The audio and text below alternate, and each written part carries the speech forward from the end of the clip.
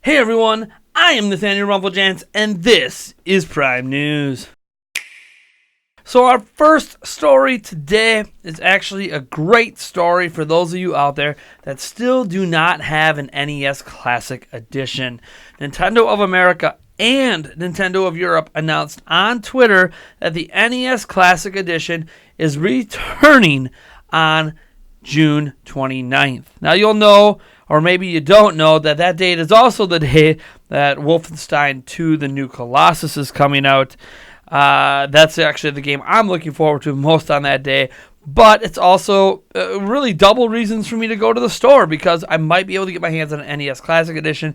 It's supposed to be available at least through the summer. We'll see if it's available more than that. And Nintendo of America specifically referenced that the SNES Classic Edition is going to continue to be available throughout at least the rest of this year, meaning that, you still have a lot of time to get yourself a SNES Classic Edition. They haven't exactly been difficult to get their hands on. They've been regularly restocking, and they're just going to continue to do that even after they bring back the NES Classic. So the NES Classic is not going to affect the availability of the SNES Classic, and with them still selling very well, and the return of the NES Classic, it might not be surprising if Nintendo doesn't have a new Classic system this year, and if maybe they take a holiday period off without releasing a new one, so they can focus on fulfilling NES Classic demands and SNES Classic demands. But we'll have to wait and see.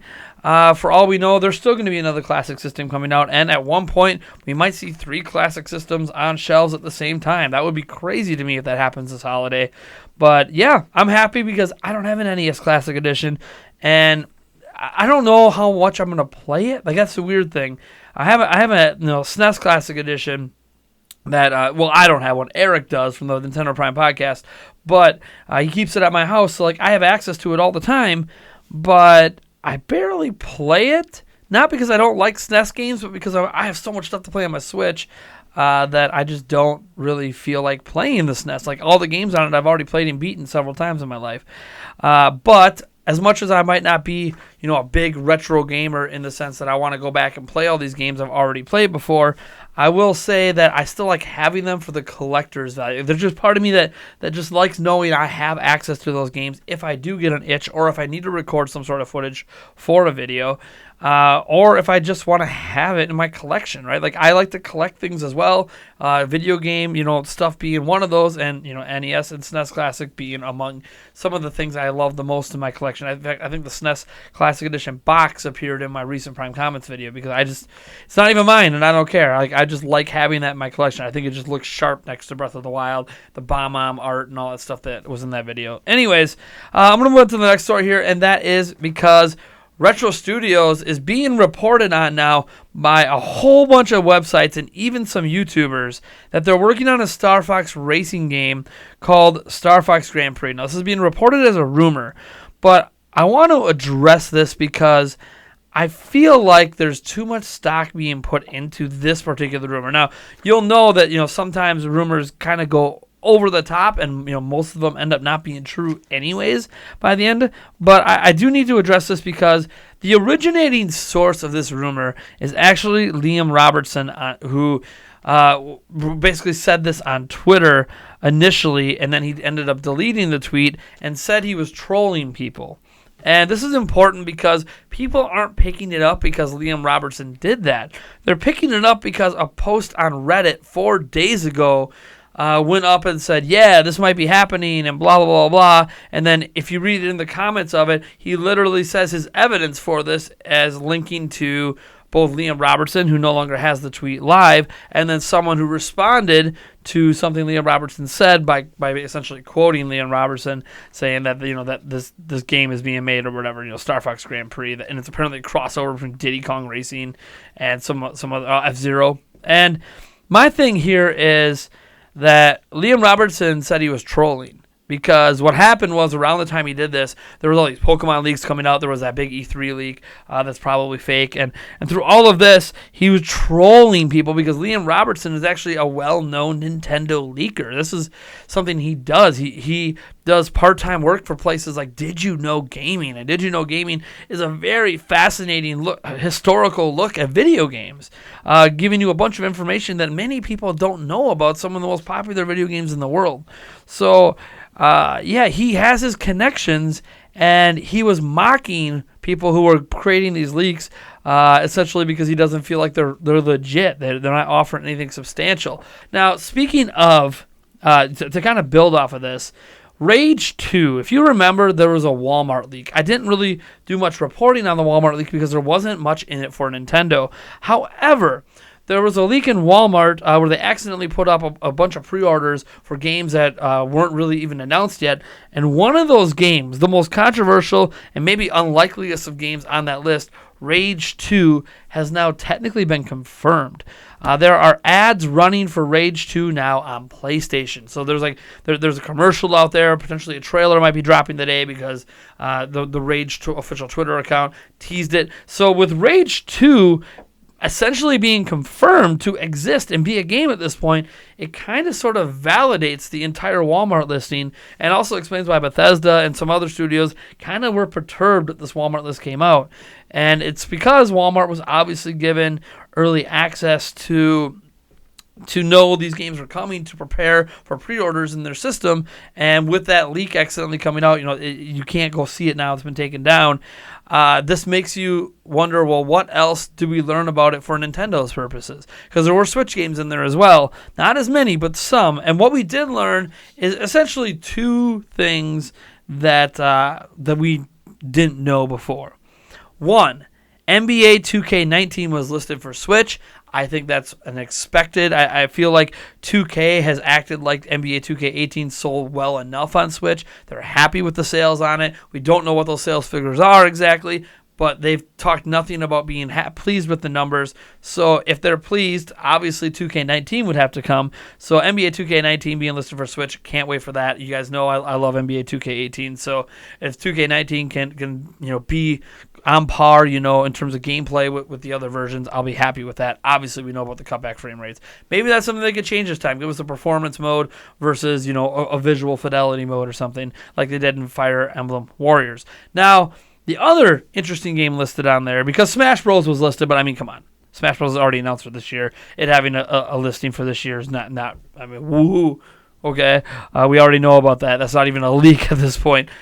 But what was interesting is Metroid Prime 4 was listed. Now, we obviously know about Metroid Prime 4, so it's not a new game leak, but it was listed as a 2019 title, which confirms what I've been saying all along, is that I didn't think Metroid Prime 4 was going to be coming this year, because it didn't sound like when they announced it that they had really been working on it for a while, whereas when they announced the Pokemon game, it kind of hinted that, yeah, we have been like at least thinking about this for a little bit, whereas Metroid, it's like, yeah, we're just going to be a new development team and a new this and a new that, and it just felt like it was a ways away when they announced Metroid Prime 4.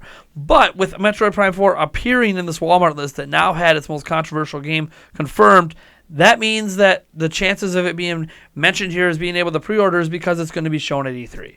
So at this point, the only game I actually expect to see at E3 beyond Super Smash Bros. And Mario Tennis Aces and Project Octopath Travelers and NBA 2K19, like all games that we apparently know are coming already, I expect to see Metroid Prime 4.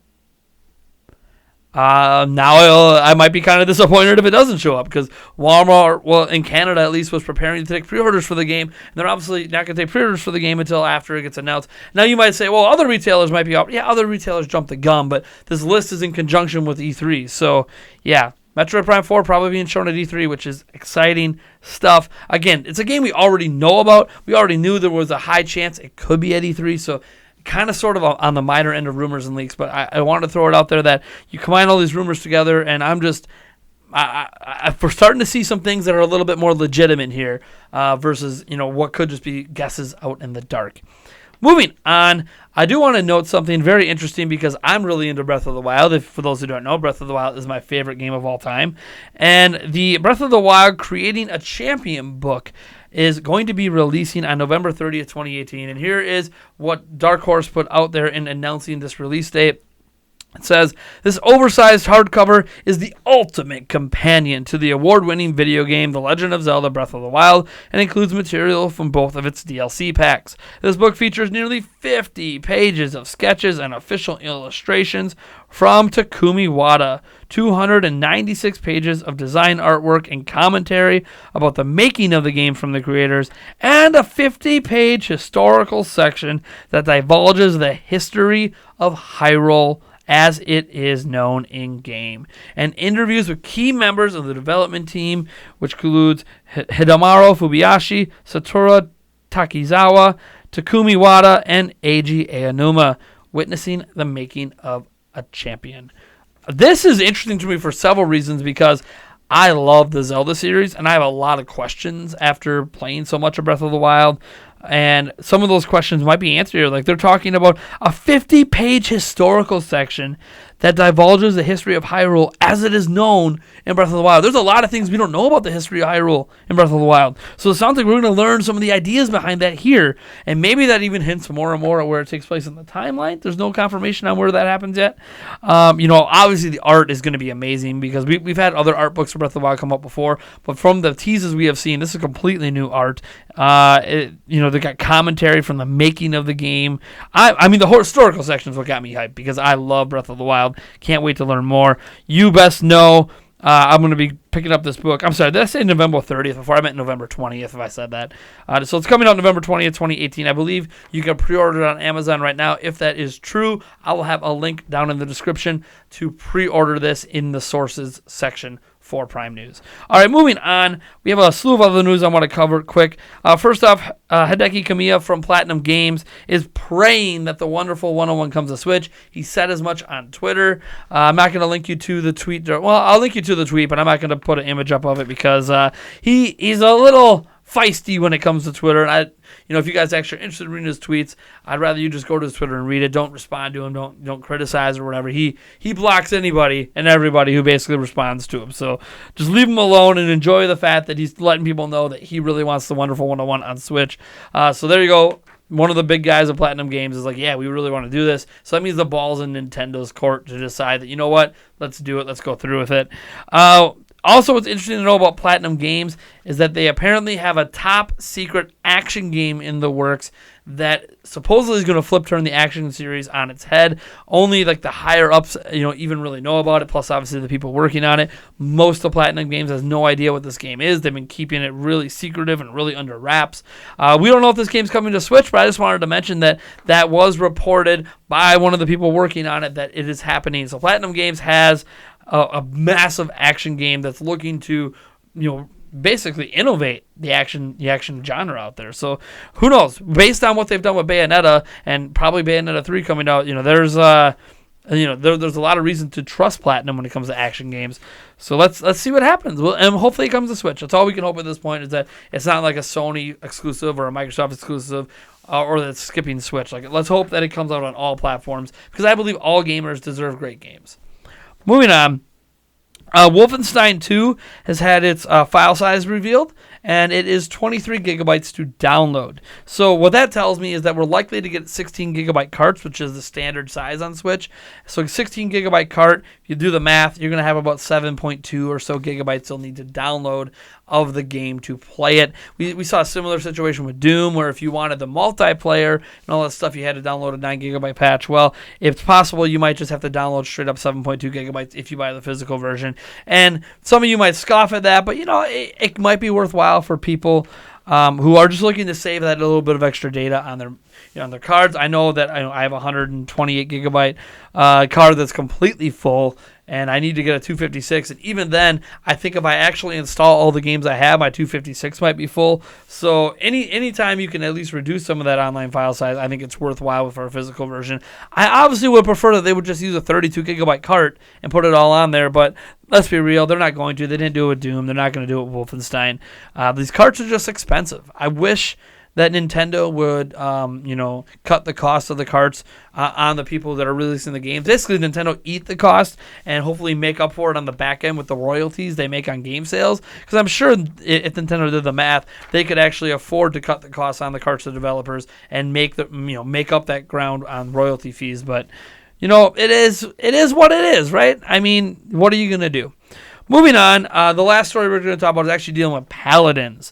So Paladins is being rumored right now is coming to Switch because data miners uncovered, it's been rumored for a little while, to be honest, but data miners have actually uncovered Joy-Con images in the code that are right next to the images of like Xbox One, PlayStation 4, PC, which the game is already on. So that would suggest that they are working on a Switch version if they're already patching in elements that reference Switch. Now, for those who don't know what Paladins is, it's basically a popular free-to-play Overwatch kind of style game, first-person shooter. They're calling it a hero game is kind of the genre they're putting it in themselves. It's apparently also, based on latest reports, going to have a Battle Royale mode being added, which, by the way, I think with a lot of these first-person multiplayer games, Battle Royale modes is like the new hot thing. It's not even that new, right? Like, it's been around at least since H1Z1, but probably even longer than that if you want to look at the history of Battle Royale. But yeah, it seems to be the hot new thing that everyone's going to be doing because of Fortnite, because of PUBG. Call of Duty sounds like they might be doing it. Paladins might be doing it. I don't be surprised to start seeing Battle Royale modes added to a ton of games. And there's obviously still that Battle Royale game, Crazy Justice, coming to Switch that does have crossplay with the PC version, which is obviously great. And there was some video out there as well showing off crossplay. There's not really much to say other than it works. It's not exciting footage except for the developers, showing proof of concept. Hey, look, our crossplay works. Like, that's great. On the consumer end, we should just notice it working. It shouldn't really be, we don't want to see hiccups. So there is that potentially coming to Switch. And that's all we know right now, folks. Thanks so much for tuning in for today's episode of Prime News on this lovely Monday. I hope you guys enjoyed, and I will catch you guys in the next one.